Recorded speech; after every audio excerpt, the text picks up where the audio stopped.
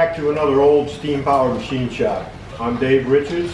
Glad to see all the regulars back. If you're new to this channel, this is a shop I put together to carry on general machine work under steam power and flat leather belts, line shaft, the way it would have been done back in the early 1900s.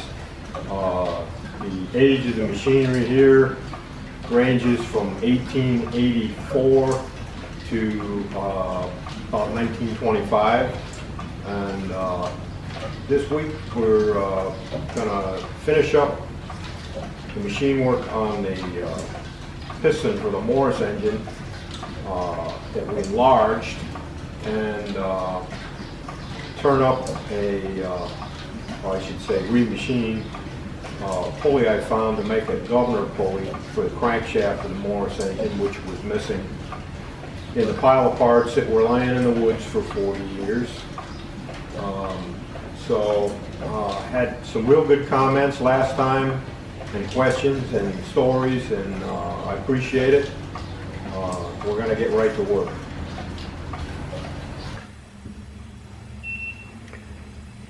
The back half of the piston is securely screwed on to the piston rod. It's torqued to about 200 foot-pounds, and originally the factory just beat the heck out of the end of this here to kind of expand it and mushroom it so it wouldn't ever loosen up.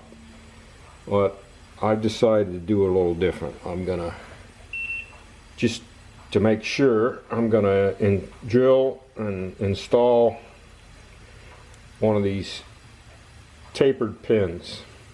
Now these are Morris tapered pins.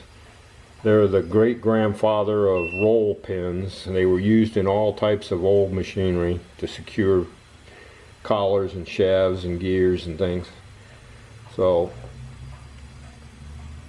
this one that I selected, I went to my 1914 American Machinist Handbook, and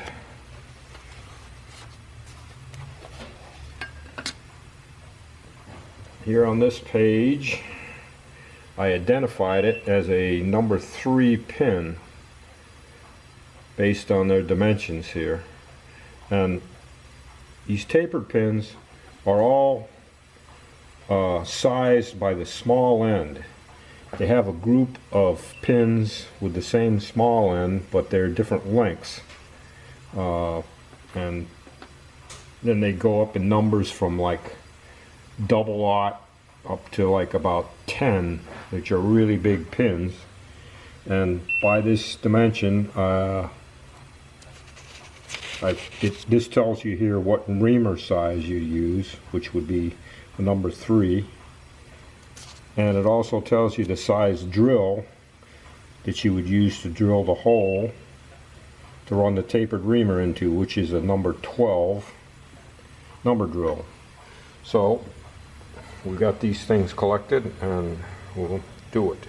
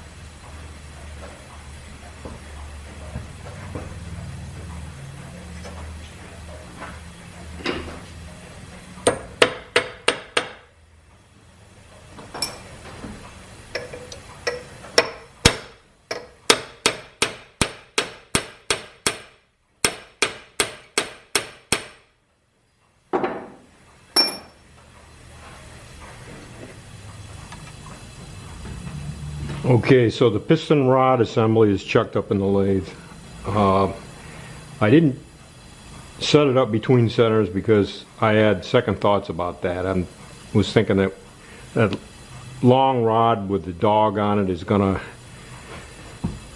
lend itself to harmonic vibrations, and it might get chattery. It's not as rigid a setup, and it's not necessary. So this is indicated in here. It's indicated, well, it's in the center hole over here, and it indicates within 1,000th or so there. So if I turn the OD of the piston down to what it's supposed to be, everything will be concentric and in line. These are about 6-inch 145 right now, and they got to go to 6-inch 70 thousandths, and I'll show you how you come by that.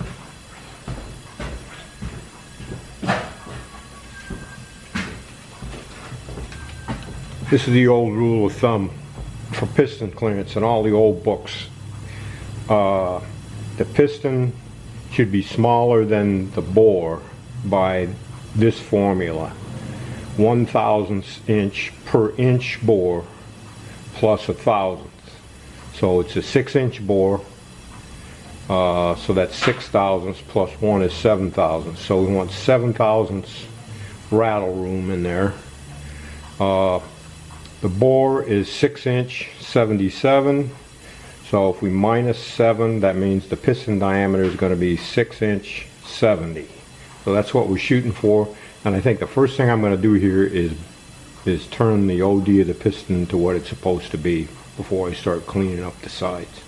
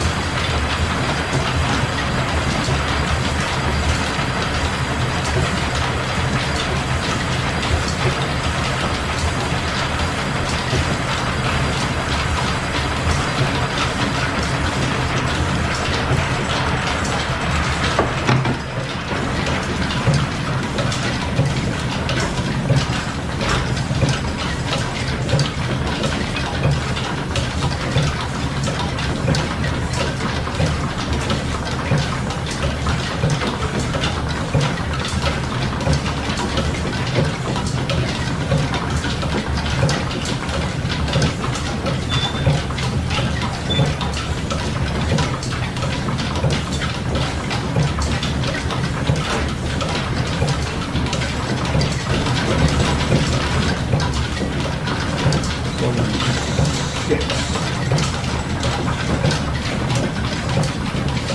thousandths to go. All right.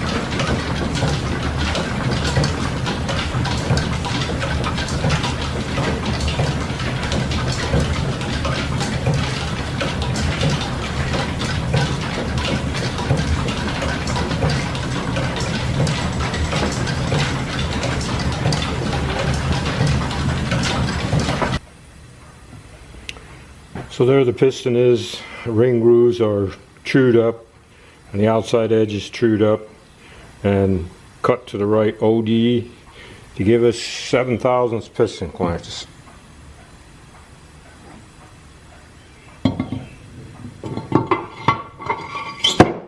Just drops it.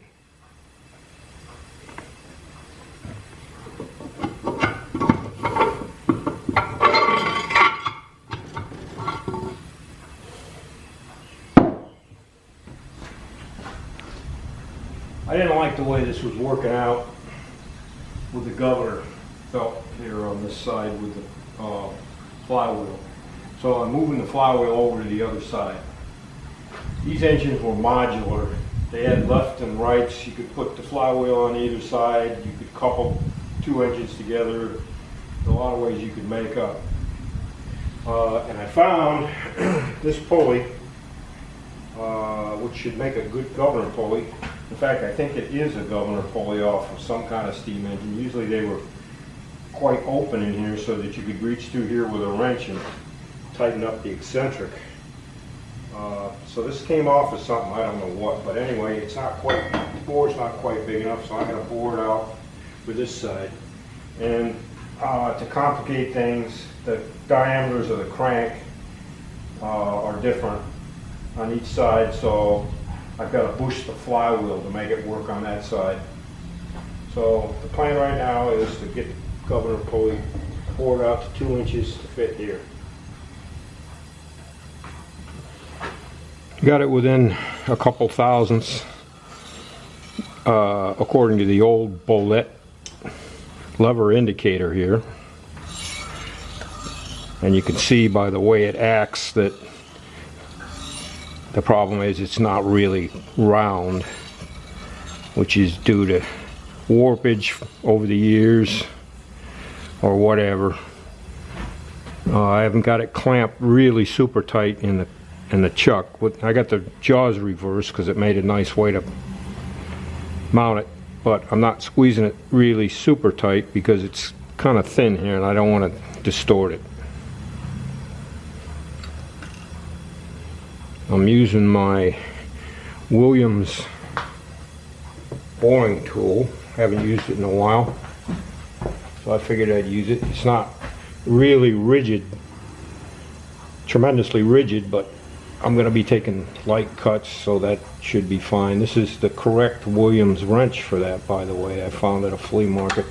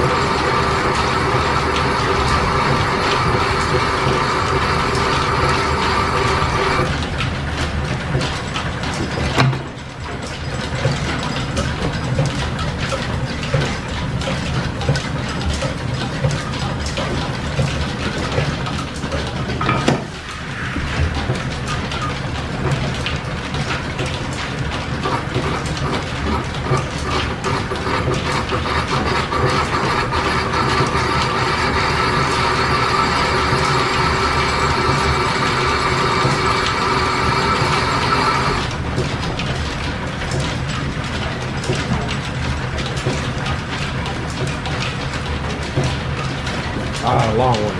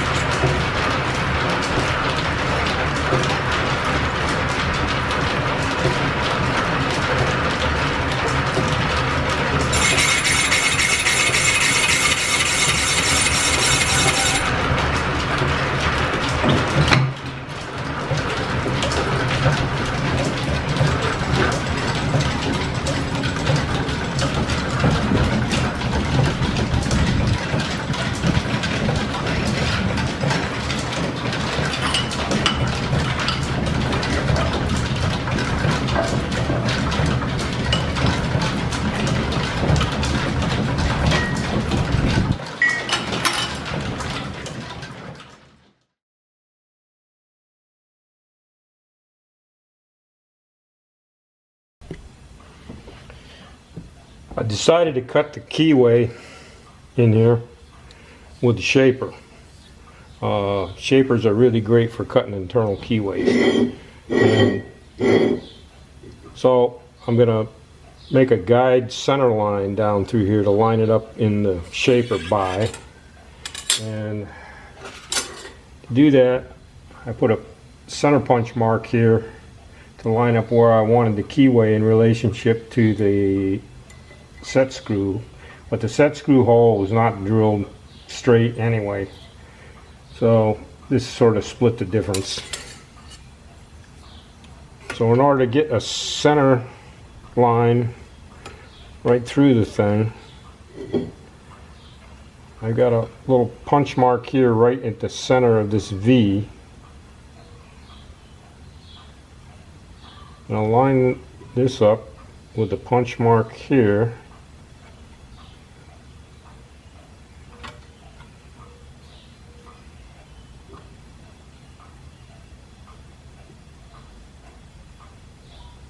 I'll scribe a gauge line.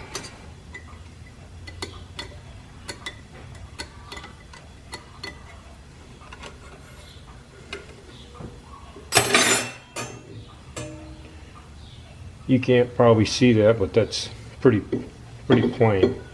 And that line intersects with the center of the hole.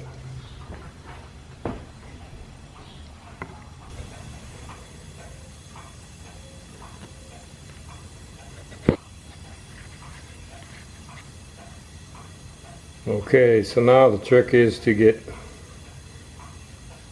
the lines top and bottom square in the machine.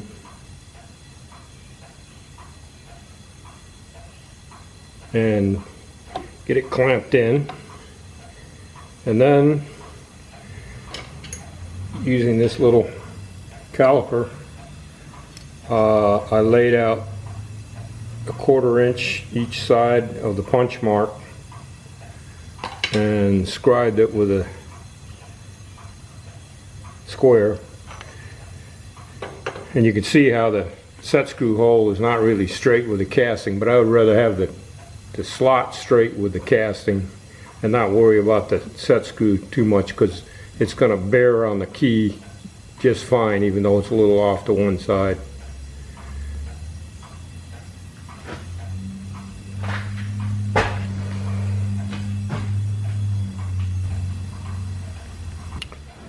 This is the tooling I'm going to use. I actually made this when I first got that small shaper, and I didn't have any tooling for it. This is just part of an old lathe tool holder welded onto a socket here, and this is part of a boring bar shortened up, and the socket's not bored all the way through, so it has a solid edge for it to seat against in the back. And then the tool that I'm using is one that I ground up. It's actually 3/8 wide for doing a 3/8 slot, and I'm going to do this in 2 passes because 1/2 inch is quite a lot of chip load, and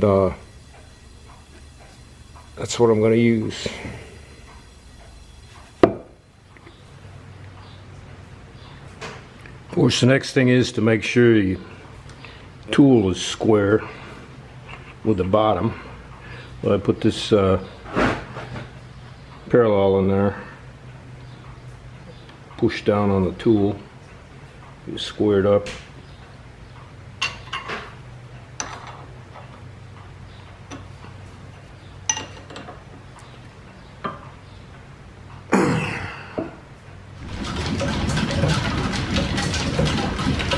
Now, some people like to do it upside down with the tool up toward the top so that the clapper box can't work, but I don't.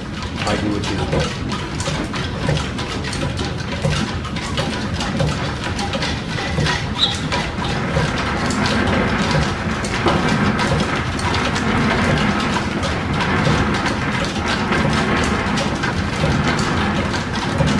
I'm running it really slow so you can see it.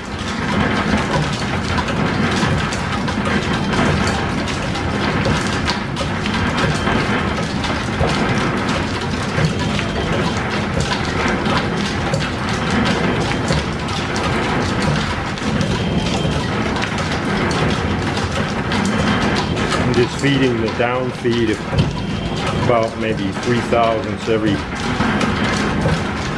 stroke.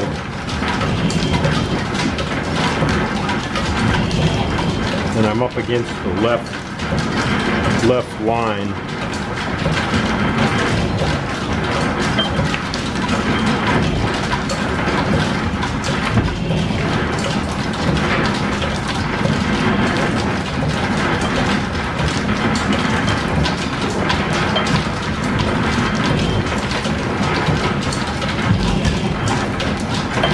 Not using any lubricant because this is cast iron. High-speed steel tool.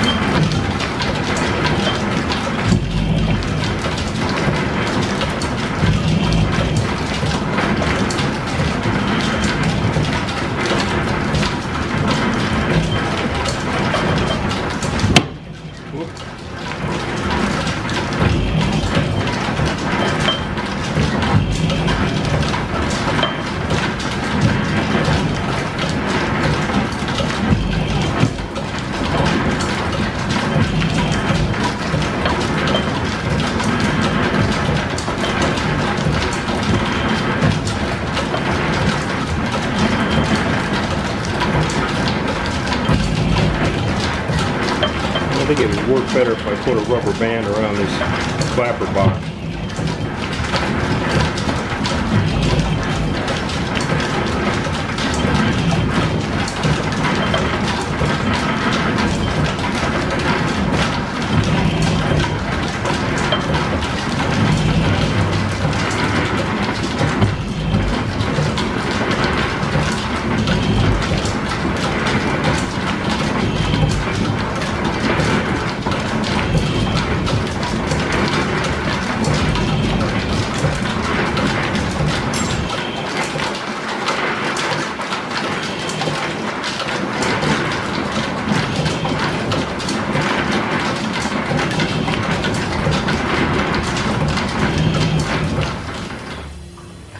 Oh, you know, this thing was giving me fits, this clapper box, and the tool was springing and digging in on this setup. I don't know why, in particular this setup, but I got to thinking, this has got to be a way to lock that clapper box. You know, there's got to be a way to do it, and that's got to be it. So I tried to take the clapper box out, and there was a piece of broken bolt stuck in there from who knows how long ago, and I had to pry and beat on this to get it out, and you can see it left a groove all the way up here from that piece of broken bolt. So I ran the threads out, and I got a little set screw here, and I rounded the end off a little bit and drilled this hole just a little bit deeper so it fits down in there nice, and I'll put it back together again. This is the axle here for the clapper box. It's a tapered pin. Probably should put a little oil on that.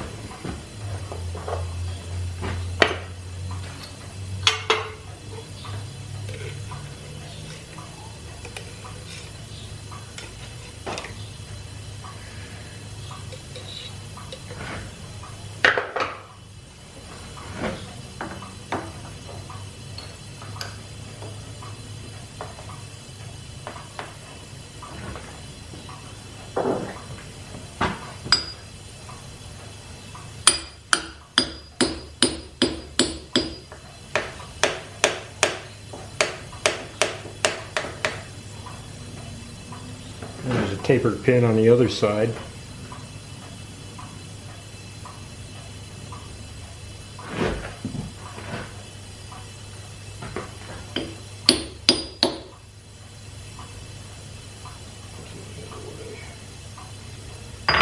Oh, I see. It's got a flat on it.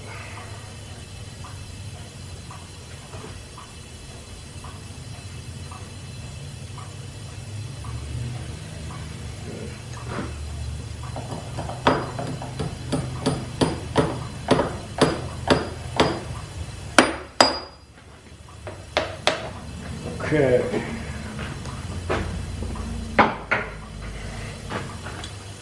Now, let's do that.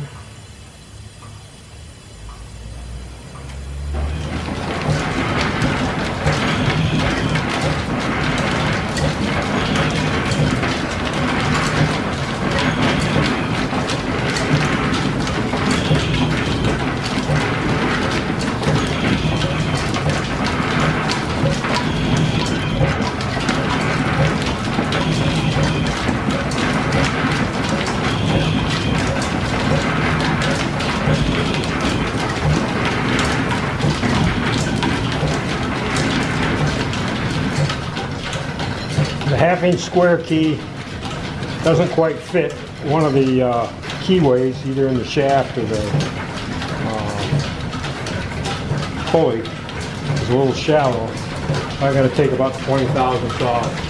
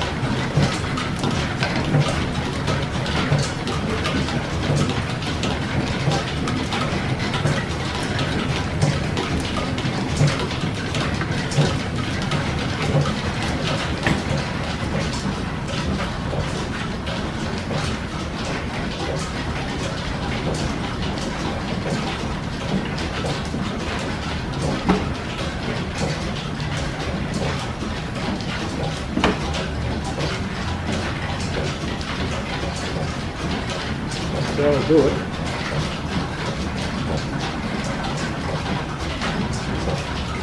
I don't want to drive it all the way in. So I just have to take it out again later.